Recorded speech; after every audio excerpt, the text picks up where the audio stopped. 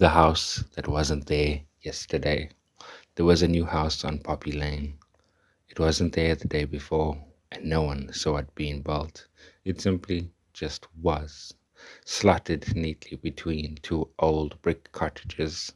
It looked far too narrow to be livable, as though it had been squeezed in like an afterthought. The neighbors swore it hadn't been there yesterday, and they were the sort of people who noticed things like that. It had a purple door, not plum or lilac, purple, the color of twilight bruises and unwritten stories. There was a brass knocker shaped like a fox's head, and tiny gargoyles sat along the roof tiles, grinning down at the passerby, like they knew the secrets too heavy for birds.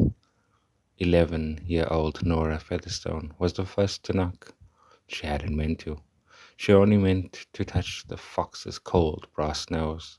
Just a quick tap and run. But the knocker moved on its own, slamming 3 times with a heavy clang like a bell underwater. The door opened a sliver.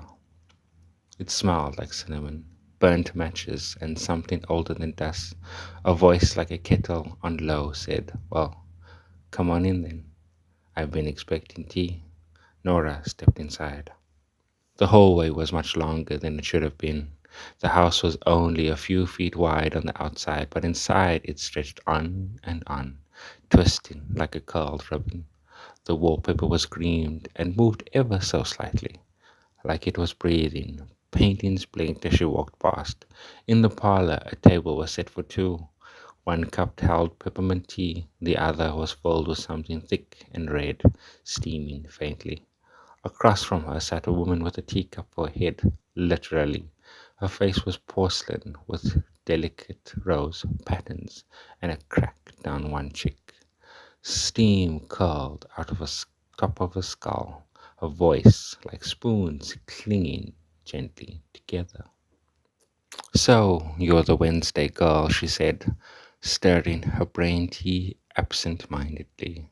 "We've been waiting for a Wednesday girl." Nora, who was usually good with strange things, she had once made friends with a fox that wore a cravat, nodded politely. "Who's we?" The woman tilted her teacup head. "Oh, you'll meet the rest eventually. But first things first.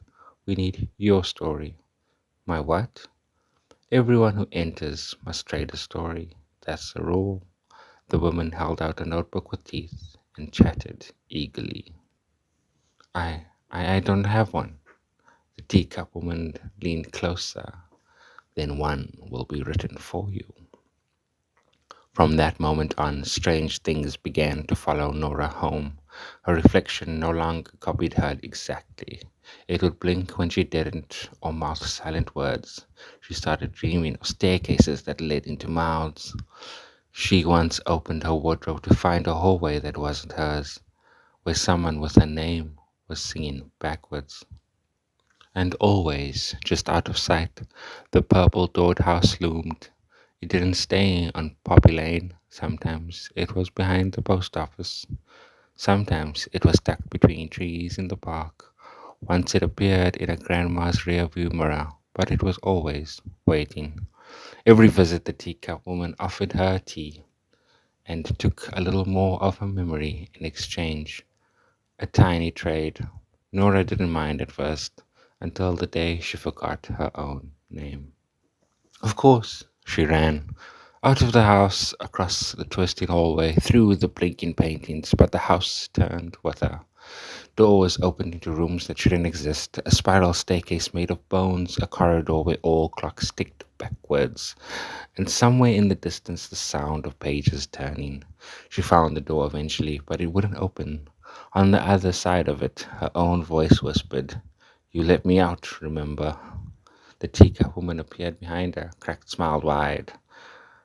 "We do so love our Wednesday girls," she expressed. No one's seen Nora Featherstone since, but sometimes people swear they see her in the windows of the purple doored house, a head gently steaming, a floral pattern spreading across her cheeks. And once a week, without fail, the house appears somewhere new, always narrow, always wrong, always waiting for the next child who thinks they've got nothing to lose and a good story to tell.